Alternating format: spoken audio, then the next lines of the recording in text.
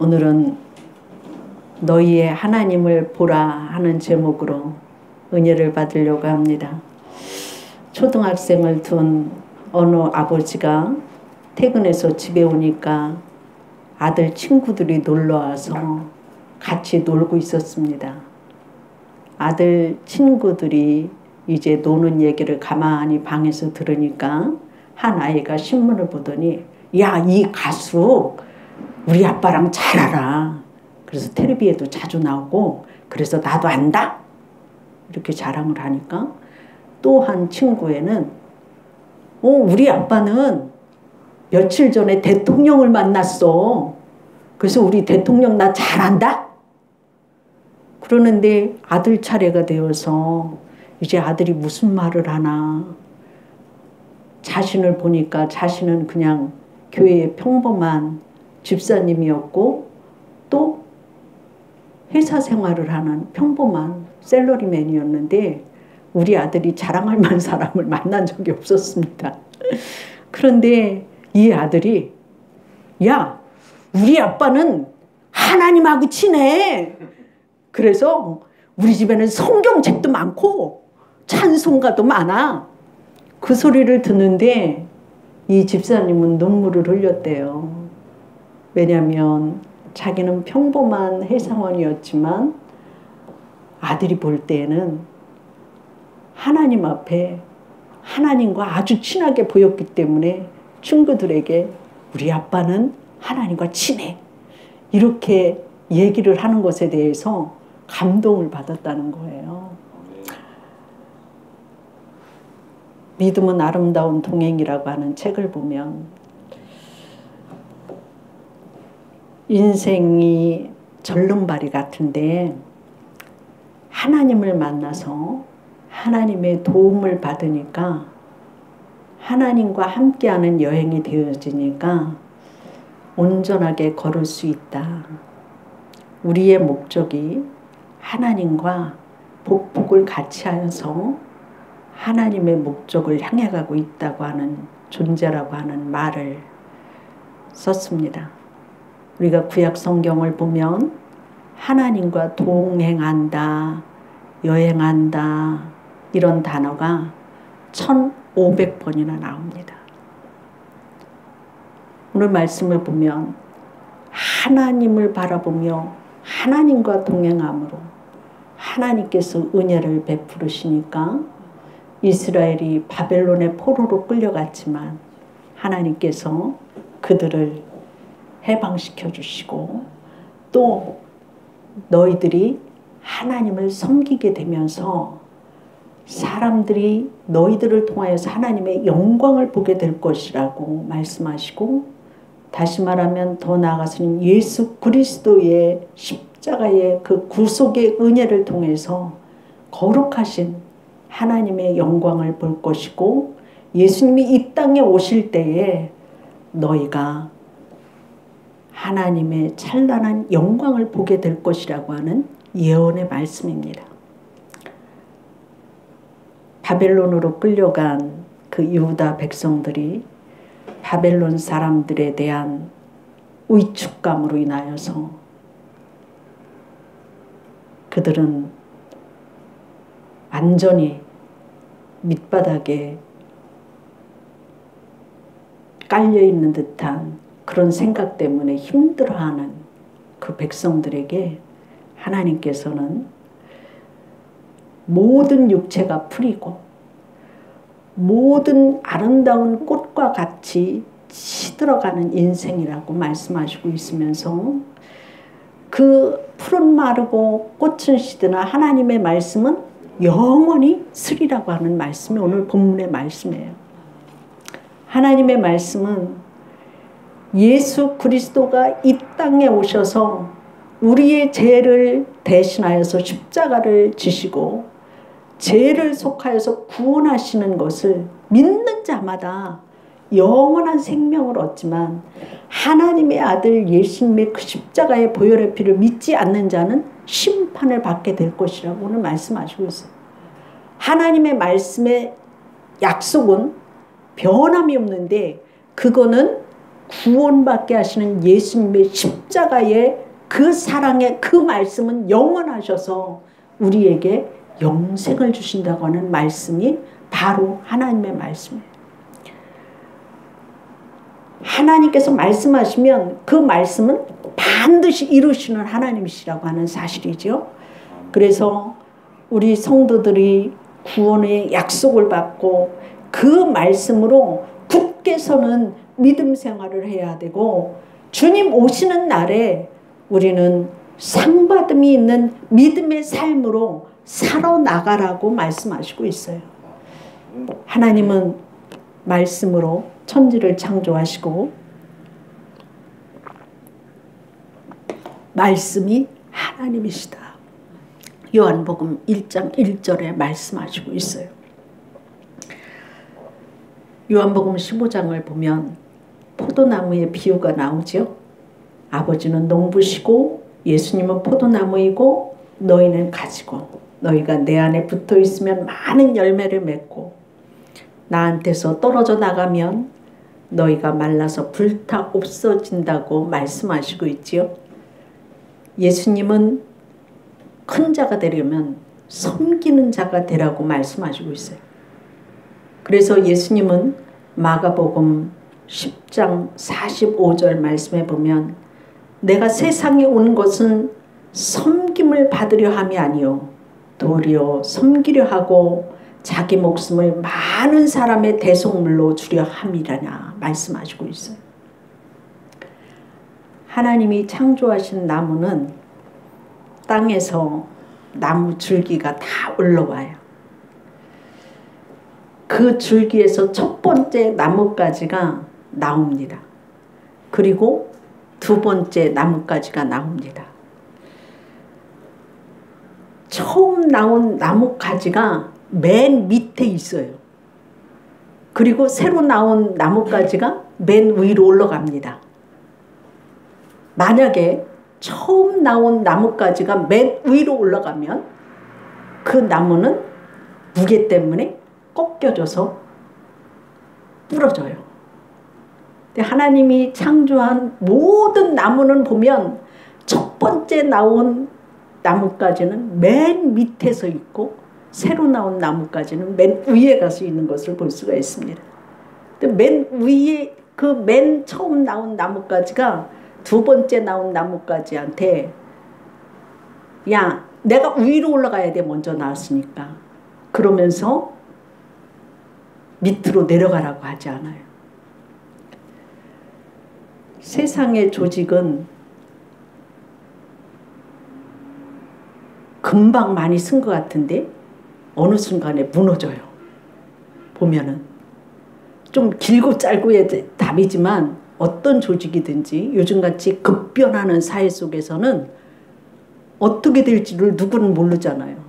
조직이 쉽게 무너지는 이러한 사회가 되었잖아요. 그러나 나무는 제일 먼저 나온 가지가 강하지만 제일 밑자리에서 어린 가지가 맨 위에 서도록 도와줍니다. 정말 예수님께서는 우리에게 정말 크고 강한 사람이 되려면 어떻게 하느냐? 너희가 하인이 되어라. 섬기는 자가 되라고 말씀하시고 있어요. 그래서 자연이 아름다운 것입니다. 그리고 교회가 아름다운 거예요. 연약한 지체를 강한 지체가 돌봐줘야 되고 섬김의 자리에 있기 때문이라고 하는 말이죠.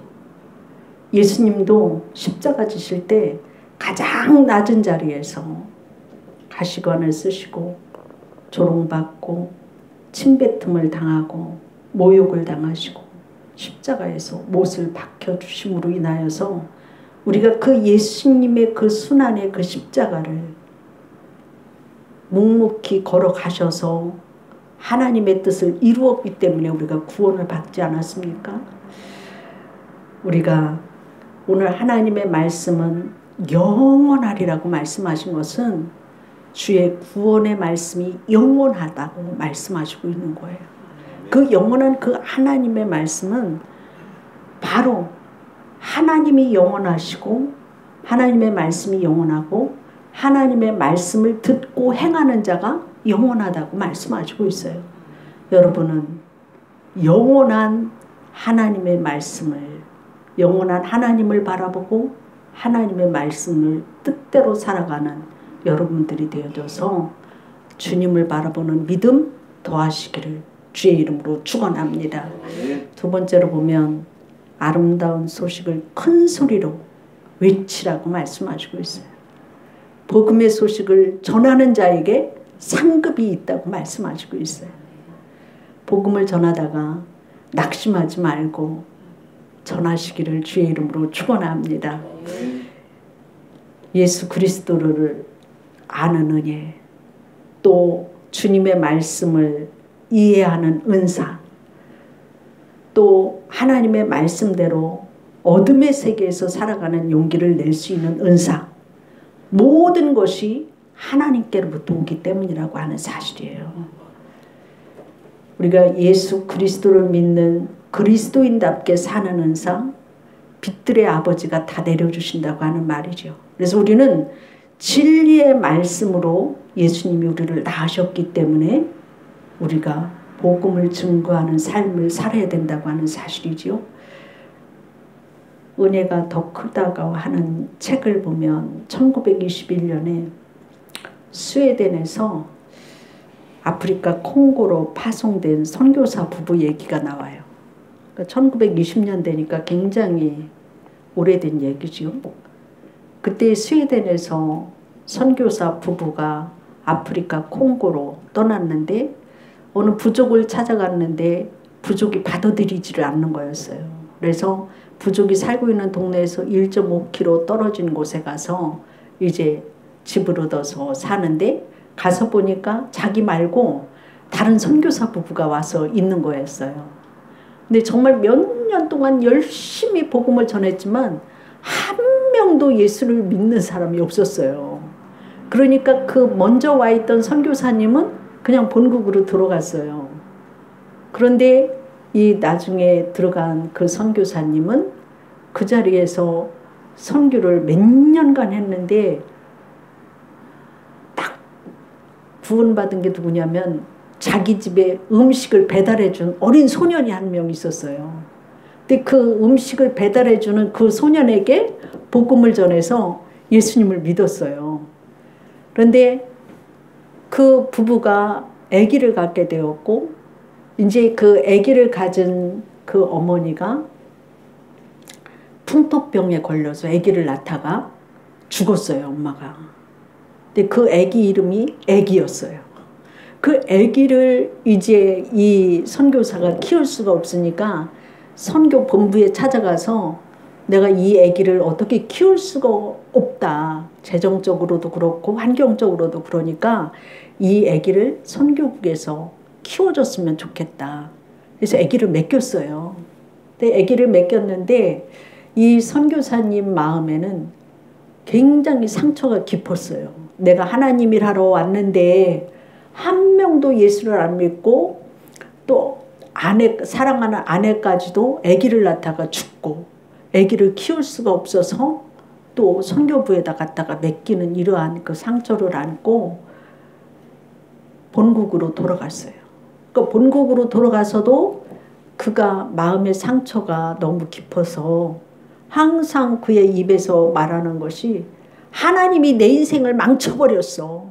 나 하나님 안 믿을래. 그러면서 하나님을 부인하면서 삶이 무너지기 시작하면서 알코올 중독자가 되었습니다. 근데 이제 또 다른 여인을 만나서 애들을 4명이나 낳았지만 평생을 술로 세월을 보내는 고통의 날들을 보냈어요. 그런데 이 아기가 정말 선교부로 보내져서 미국에 입양되어져서 갔어요. 근데 미국에 가서 그 아기가 잘 성장이 됐어요. 믿음이 좋고 신실하게. 그 청년으로 성장이 되어지면서 부모를 찾기 시작하는 거였어요. 우리 엄마 아빠의 이름 그리고 알고 있다고 하는 것이 콩고 나라에 가서 선교했다고 하는 것. 그래서 내가 장성했으니까 우리 이제 그 엄마가 나 낳고서 바로 돌아가셨다고 하는 걸 알고서 엄마한테도 이제 가봐야 되겠다. 그리고 아빠도 찾아봐야 되겠다. 이런 생각이 들었는데 어느 날 밖에 나갔다가 집에 들어와서 스웨덴 나라의 잡지가 눈에 띄는 거였어요. 그래서 이 아기가 잡지를 이렇게 막 넘기다 보니까 잡지 속에 초라한 무덤이 하나 보이고 십자가가 있는데 자기 엄마 이름이 딱 나온 거예요. 그래서 이 아들은 우리 엄마 묘지가 이곳에 있네? 우리 아빠를 찾아봐야 되겠어. 그래서 미국에서 이 청년은 자기 엄마의 무덤에 가봤어요. 그리고 아빠를 찾아야 된다고 해서 수소문을 해서 스웨덴으로 갔어요. 그래서 스웨덴에 가보니까 아빠가 정말 무너진 오막살이에 문을 열고 들어가서 아빠 부르니까 알코올에 쩔어있는, 술독에 쩔어있는 이러한 아빠를 보면서 눈물을 흘렸어요. 아빠하고 부르니까 이 아빠도 자기를 아빠라고 부르는 아들이 찾아오니까 너무나 감격스러워서 울었어요. 그러면서 이제 이 아기가 아빠한테 얘기를 하는 거였어요. 아빠, 이렇게 만나게 돼서 너무 감사해요. 그랬더니 이 아빠는 아들한테 사죄를 하기 시작했어요. 아들아, 내가 너를 버린 게 아니야. 내가 그때 당시에 이렇게 되어졌어. 이런 얘기를 하면서 붙들고 오를 때 이 아들은 아빠 걱정하지 말아요. 하나님이 나를 이렇게 잘 키워주셨고 고생 안 하고 이렇게 잘 되어졌습니다. 그런데 난 아빠한테 한마디 꼭 하고 싶어서 이렇게 찾아왔습니다. 그러니까 하나님이 날 이렇게 키워주고 나를 이렇게 보호해 주셨다고 하는 얘기를 하니까 이 아버지가 벌컥 화를 내는 거였어요. 내 앞에서 하나님 얘기하지 마. 하나님이 내 인생을 망쳐버렸다고. 나 선교사로 갔는데 이렇게 됐었어. 그랬을 때 이 아들이 아빠 그런 말 하지 마세요. 내가 그 나라의 엄마 무덤을 가보니까 엄마 아빠가 선교사로서 일했던 그 부분이 헛수고가 아니었어요. 헛수고가 아니고 굉장히 큰일을 해놓고 오셨어요. 그러면서 엄마 아빠 기억하죠? 아빠 그 선교사로 갔을 때 선교사 집에다가 어린 소년이 날마다 먹을 거 이렇게 배달해 주던 그 애 생각나지요? 그러니까 생각난다고. 그러니까 그 애가요. 그 부족 600명을 다 전도해서 그 부족들이 다 예수 믿어요 지금. 나는 이 소리를 아빠한테 꼭 해드리고 싶고 아빠가 그 수고하고 헌신한 것이 헛되지 않은 것을 내가 보고 온 그 기쁨이 있기 때문에 하나님에 대해서 다시 믿음을 갖게 하기 위해서 왔어요. 이 아들이 그 선교사한테 그 말을 했을 때 그 아빠는 생각지도 못했고 알지도 못했지만 그 아들을 통하여서 그 작은 소년, 어린 소년 하나에게 복음을 전해서 그 한 소년이 예수 믿게 됨으로 인하여서 그 부족 600명이 전부 다 예수를 믿게 됐다고 하는 그것에 대해서 꼭 아빠가 죽기 전에 이거를 꼭 확인하고 갔으면 좋겠어서 왔습니다. 이 아빠는 그 소식을 듣고 아들하고도 화해가 되어졌고 하나님 앞에 회개했어요. 그 수많은 세월을 자기가 그 연단받고 훈련받고 고통스러울 때에 하나님 나를 왜 이렇게 버렸습니까? 이렇게 원망하기보다는 하나님 나를 통해서 그래도 한 영혼을 구원받게 하셨으니 감사합니다. 그리고 내 평생의 짧은 시간이었지만 그곳에 가서 선교할 수 있었던 것에 대해서 감사합니다. 이렇게 평생을 살았다고 한다면 그의 삶이 알코올로 무너지지 않았을 것이라고 하는 것을 얘기하고 있어요. 그래서 그 아기하고 그 아빠하고 며칠간을 같이 지내면서 얘기하고 또 풀을 건 풀고 이렇게 하나님에 대해서 복음을 증거할 때 그 아빠가 회개하고 3주 만에 하늘나라로 갔어요. 우리는 복음을 전하다가 영적인 침체를 여러분들이 다 겪을 수 있어요.